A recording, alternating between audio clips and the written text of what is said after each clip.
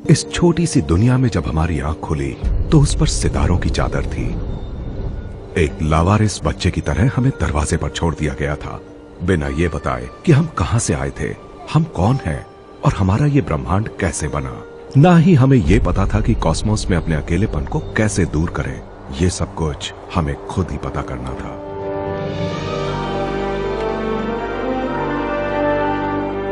शुरू से ही हमें एक बात का फायदा हुआ, हमारी इंटेलिजेंस का, खासकर पैटर्न पहचानने की हमारी काबिलियत का, जो विकास के लंबे दौर में और तेज होती गई। जो लोग शिकार और शिकारी को देखने में माहिर थे, जहरीले और काम के पौधों में फर्क कर सकते थे, वो जिंदा रहकर संतान पैदा कर सकते थे।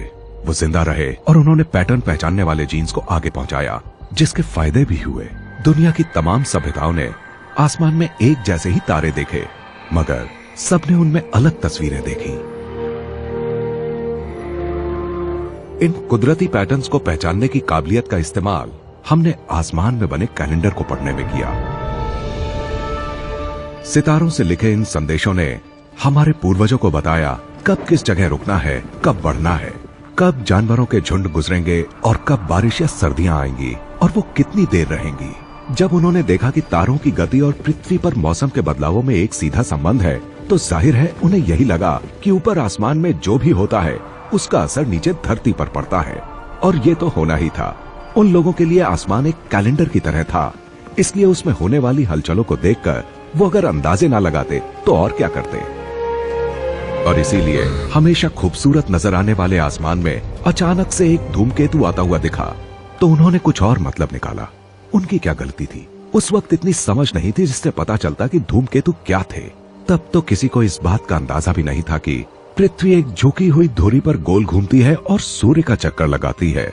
हर पुरानी सभ्यता ने ठीक एक जैसी गलती की। धूमकेतु देवताओं या किसी एक खास देवता का भेजा हुआ संदेश है और तकरीबन हमारे सारे पूर्वजों ने यही समझा, इनका दिखना अशुभ है। बात चाहे पुराने एज़टेक लोगों की हो, एंग्लो सैक्सन, बेबीलोनियन या हिंदुओं की, सबने धूमकेतुओं को बर्बादी लाने वाला ही समझा। फर्क सिर्फ ये समझने में था कि बर्बादी कैसी होगी। वैसे भी डिसएस्टर शब्द ग्रीक भाषा से आया है, जिसका मतलब है बुरा तारा। पूर्वी अफ्रीका के मसाई लोग धूमकेतु को अकाल से जोड़ते थे, तो दक्षिण के ज़ुलू जंग से। पश्चिम के इगहैप लोगों के लिए धूमकेतु का मतलब था बीमारी। जाहिर के जागा इसे खास तौर पर स्मॉल पॉक्स लाने वाला मानते थे। उनके पड़ोसी लूबा के मुताबिक धूमकेतु का मतलब उनके नेता की मौत की भविष्यवाणी था। पुराने चीन के लोगों ने इसका सिलसिलेवार हिसाब रखा। करीब 1400 बीसी की शुरुआत से उन्होंने धूमकेतु दिखने की घटनाओं का रिकॉर्ड रखना शुरू कर दिया। 3 पूंछ वाले धूमकेतु का मतलब था देश के लिए खतरा। 4 पूंछ वाले धूमकेतु का मतलब था महामारी आने वाली है। पैटर्न पहचानने की इंसान की काबिलियत दुधारी तलवार की तरह है। हम उन चीजों में भी पैटर्न ढूंढ लेते हैं जिनमें पैटर्न होता तक नहीं। इसे फॉल्स पैटर्न रिकॉग्निशन कहते हैं।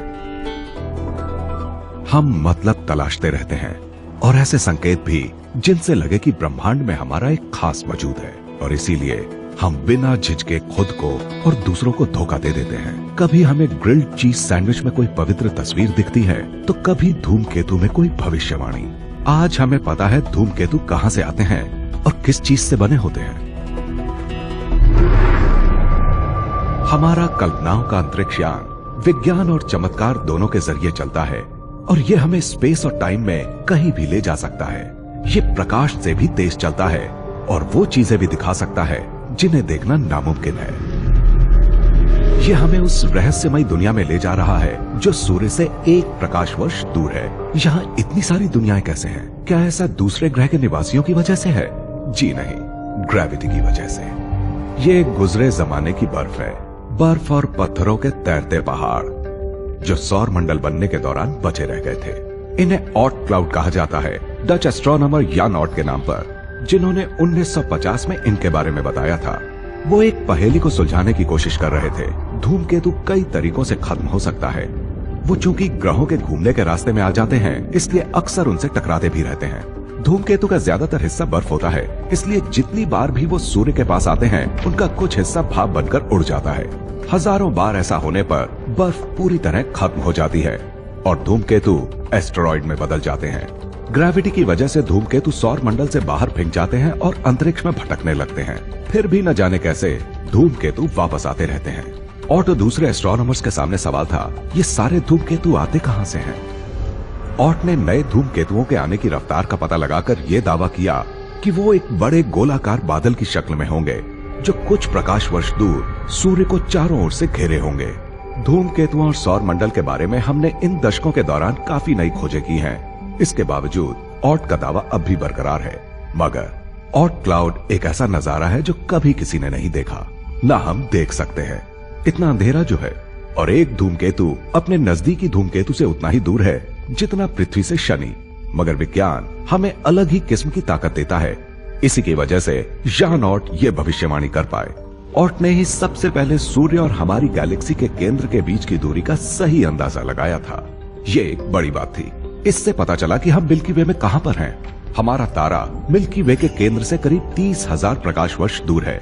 ऑट ने ही सबसे पहले रेडियो टेलीस्कोप के जरिए गैलेक्सी के स्पाइरल स्ट्रक्चर को देखा था और उन्होंने ही पता लगाया था कि हमारी गैलेक्सी के केंद्र में जबरदस्त धमाके हो रहे हैं। ये इस ओर पहला इशारा था कि वहाँ एक बहुत बड़ा ब्लैक होल भी बन सकता है। अजीब बात है कि हम बदनाम कातिलों को तो जानते हैं, मगर जॉन ऑट का नाम तक नहीं सुना। कुछ कहना चाहते हैं इस बारे में? ऑट क्लाउड इतना बड़ा है कि इसके एक धूमकेतु को सूर्य का एक चक्कर पूरा करने में करीब 10 लाख साल लग जाते हैं। सौर मंडल के इतने बाहरी छोर पर पास से गुजरते किसी दूसरे तारे की ग्रेविटी का हल्का सा खिंचाव भी इनमें से कुछ धूमकेतुओं को सूर्य की ग्रेविटी की पकड़ से आजाद कर सकता है। कुछ धूमकेतु सौर मंडल से बाहर फेंककर तारों के बीच भटकते रहते हैं, मगर कुछ की किस्मत इससे अलग होती है।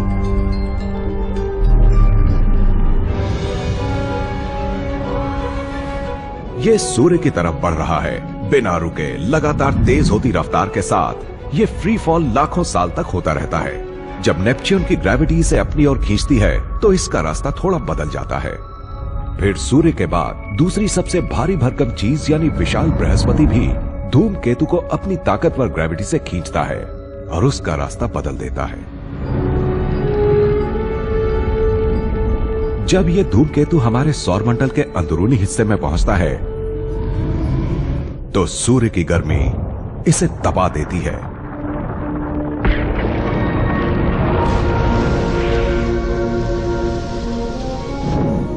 एक दिलकश बदलाव शुरू होता है।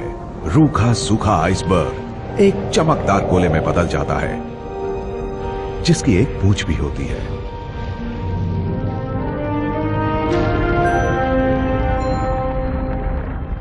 ये परतें बताती हैं कि धूमकेतु कैसे बने थे करीब 4 अरब साल पहले।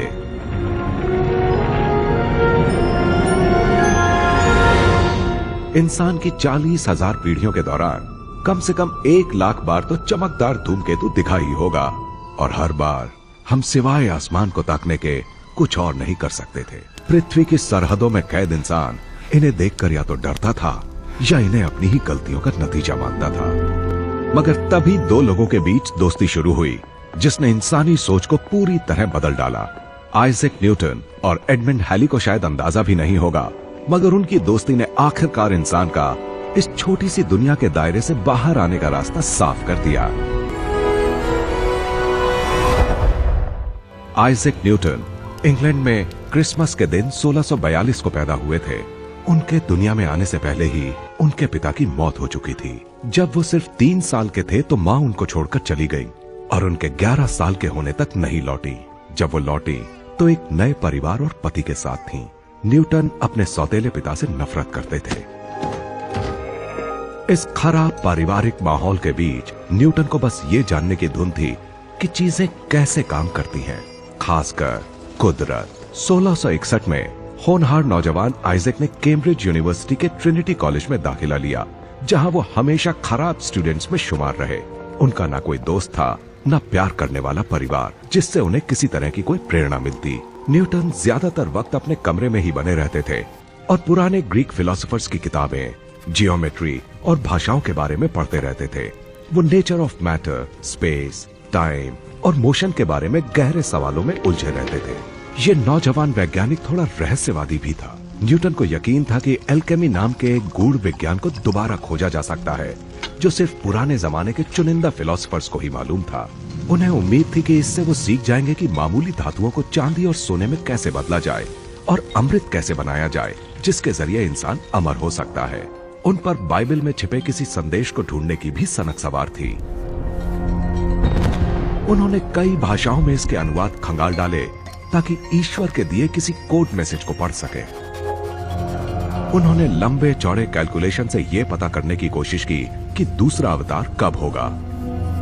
एल्केमी और बाइबल को खंगालने में उन्होंने जिंदगी भर जो भी मेहनत की, उसका कोई नतीजा नहीं निकला।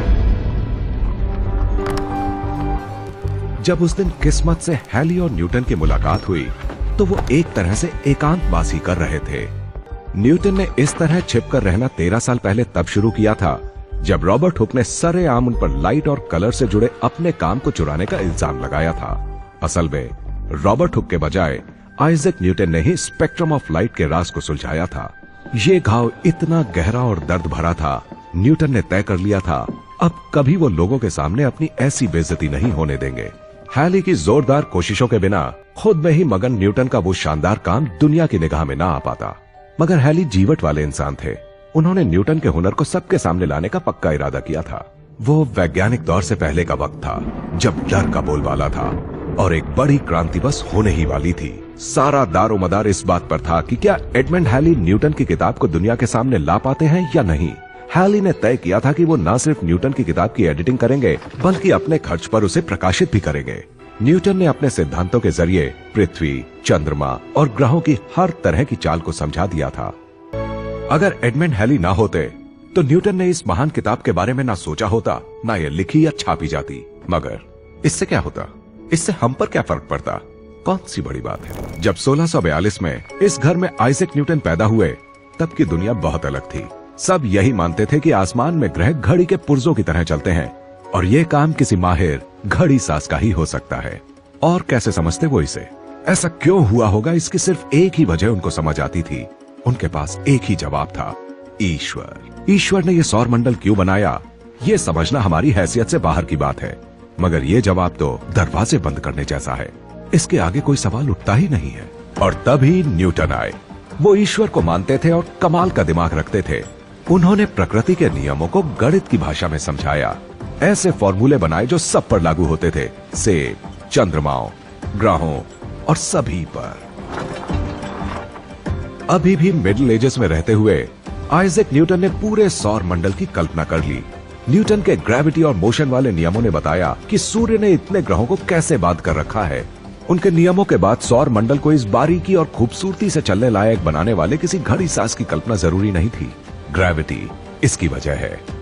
पदार्थ जिन नियमों को मानता है हम उनका पता लगा सकते हैं और ये नियम बाइबल में मौजूद नहीं है। सौर मंडल जैसा है वो ऐसा क्यों है? न्यूटन ने इसका जवाब देकर अनगिनत सवालों का रास्ता खोल दिया। प्रिंकिपिया में कैलकुलस की भी खोज शामिल की गई थी और पहली बार वो वैज्ञानिक आधार सामने आया जिससे हम पृथ्वी की कैद से आजाद हो सकते थे, यानी अंतरिक्ष की सैर। न्यूटन ने बताया कि एक तोप से ज्यादा ताकत के साथ गोले छोड़ने पर क्या होगा।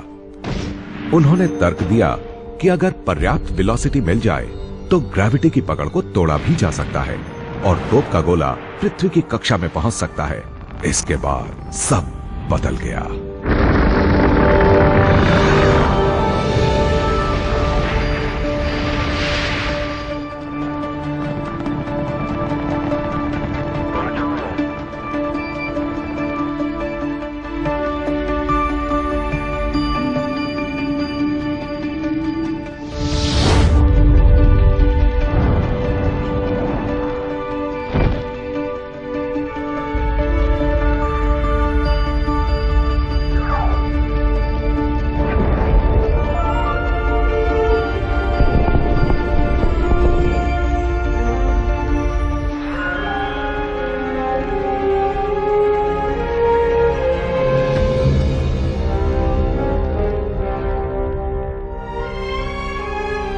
न्यूटन की प्रिंकिपिया मैथमेटिका ने हमें एक आजादी और दी थी।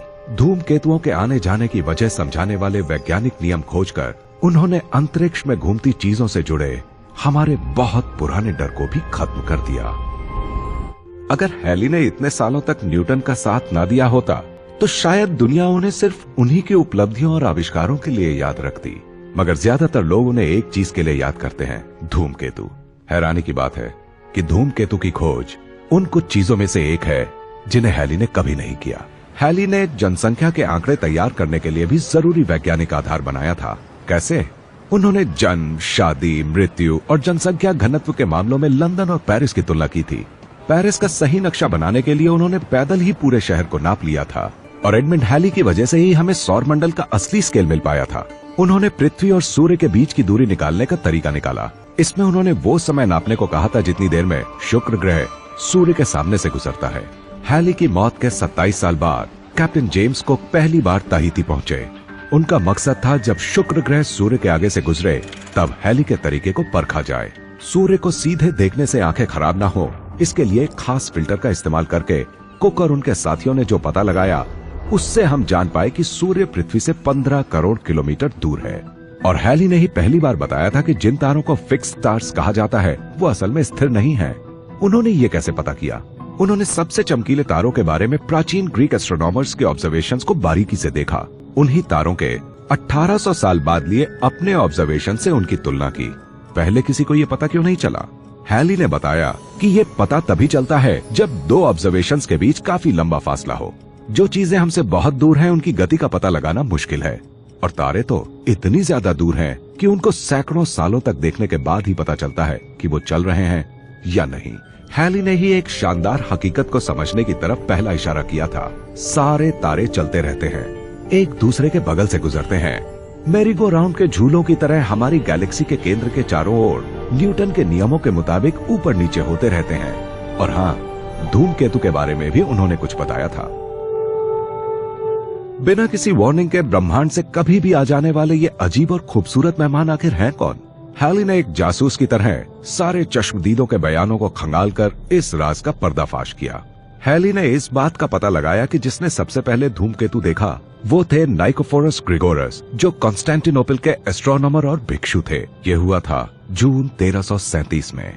हैली ने 1472 और 1698 के बीच यूरोप में देखे गए सारे धूमकेतुओं की जानकारी इकट्ठा की। और याद रहे, उन दिनों ना तो कोई सर्च इंजन होता था न कंप्यूटर। हैली के पास सिर्फ किताबें और अपना दिमाग था, पर मुश्किल काम तो बाकी था। हैली को धूमकेतुओं के उन तमाम ऑब्जर्वेशन से ये पता करना था कि वो आसमान में आखिर किस रास्ते से आए थे। और सिर्फ न्यूटन ने ही अपने नए खोजे नियमों के जरिए ये सवाल हल करने की कोशिश की थी। कमाल की गणितीय प्रतिभा का प्रदर्शन करते हुए हैली ने साबित किया कि धूमकेतु असल में सूर्य के चारों ओर एक लंबे एलिप्टिकल ऑर्बिट में घूमते हैं। और पहली बार उन्होंने ये पता किया था कि जो धूमकेतु 1531 में, 1607 में और 1682 में दिखे थे वो असल में एक ही था। वही धूमकेतु हर 76 साल में वापस आता है। पैटर्न पहचानने की जबरदस्त काबिलियत दिखाते हुए उन्होंने भविष्यवाणी की कि करीब 50 साल बाद धूमकेतु फिर नजर आएगा। सदियों से धूमकेतु रहस्यवादियों का पसंदीदा हथियार रहे हैं, जिन्होंने उन्हें इंसान पर आने वाली आफत साबित किया है। हैली ने उनके दबदबे को खत्म कर दिया, उनको उन्हीं के खेल में मात दी, वो खेल जो किसी वैज्ञानिक ने पहले कभी नहीं खेला था, भविष्यवाणी।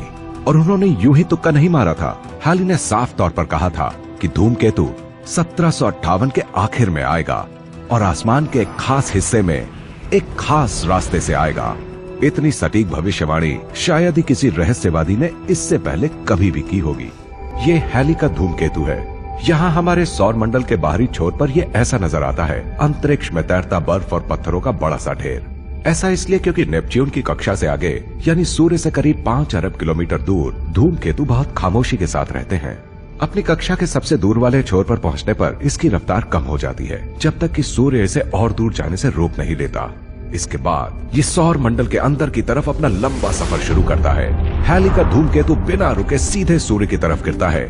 हमारे सौर मंडल में सब कुछ, पृथ्वी, चंद्रमा, दूसरे ग्रह, धूमकेतु, एस्टेरॉइड्स, ये सारे के सारे सूर्य की तरफ ही भागते हैं। ग्रेविटी इन ग्रहों को सूर्य की तरफ खींचती है, मगर चूंकि वो अपनी धुरी पर भी घूमते हैं, इसलिए वो सूर्य का चक्कर लगाते रहते हैं, उसके अंदर जाकर गिरते नहीं। हैली लंबी उम्र जिए और उन्होंने कई कामयाबियां हासिल की। 85 साल की उम्र में मौत से पहले तक वो काम करते रहे। मरने से पहले उन्होंने एक ग्लास वाइन मंगवाई, उसे बड़ी तसल्ली से पिया और इसके बाद उनकी सांसें थम गईं। मगर हैली की भविष्यवाणी कोई नहीं भूला। 50 साल बाद जब धूमकेतु की वापसी का वक्त नजदीक आया तो दुनिया भर के एस्ट्रोनॉमर्स में इस धूमकेतु को पहले देखने की होड़ लग गई और उन्हें निराश नहीं होना पड़ा। उसके बाद से हर 76 साल बाद वो वापस आता है। जब हैली का धूमकेतु हमारे नजदीक आता है तो सूर्य की रोशनी से इसकी सतह पर जमी बर्फ नर्म हो जाती है और एक बार फिर उसके अंदर मौजूद धूल और गैसें बाहर निकलने लगती हैं। हैली का धूमकेतु आखिरी बार 1986 में हमें दिखाई दिया था और अगर आप 2061 तक जिंदा रहे तो आपको फिर यह नजर आ जाएगा। उससे डरिए मत और सोचिए पहले भी वो कितनी बार चक्कर लगा चुका है। न्यूटन के नियमों की मदद से एडमंड हैली ने भविष्य में 50 साल पहले झांककर एक अकेले धूमकेतु के बारे में बता दिया था। वैज्ञानिक तभी से इन नियमों का इस्तेमाल कर रहे हैं और इनकी मदद से चांद और सौर मंडल में आगे तक जाने का रास्ता खुला है। बास्केट में मौजूद बच्चा अब चलना सीख रहा है।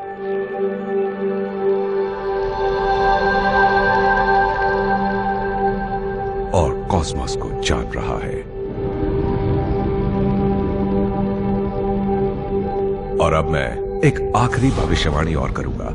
न्यूटन के लॉज ऑफ ग्रेविटेशन की मदद से हम एस्ट्रोनॉमर्स पूरे यकीन से भविष्यवाणी कर सकते हैं कि अब से कई अरब साल बाद हमारी अपनी गैलेक्सी मिल्की वे हमारी पड़ोसी गैलेक्सी एंड्रोमेडा से मिल जाएगी। क्योंकि तारों का जो आकार होता है उसके मुकाबले उनके बीच की दूरी बहुत ज्यादा होती है, इसलिए दोनों गैलेक्सियों में से बहुत कम तारे ही आपस में टकराएंगे। इतनी दूर के भविष्य में जो भी जिंदगी होगी वो सुरक्षित रहनी चाहिए, मगर उनको एक हैरत अंगेज और अरबों सालों तक चलने वाला लाइट शो देखने को मिलेगा जिसमें आधा ट्रिलियन तारे ऐसा संगीत बिखेरेंगे जो एक छोटी सी दुनिया में पहली बार एक ऐसे इंसान ने सुना था जिसके पास सिर्फ एक ही सच्चा दोस्त था।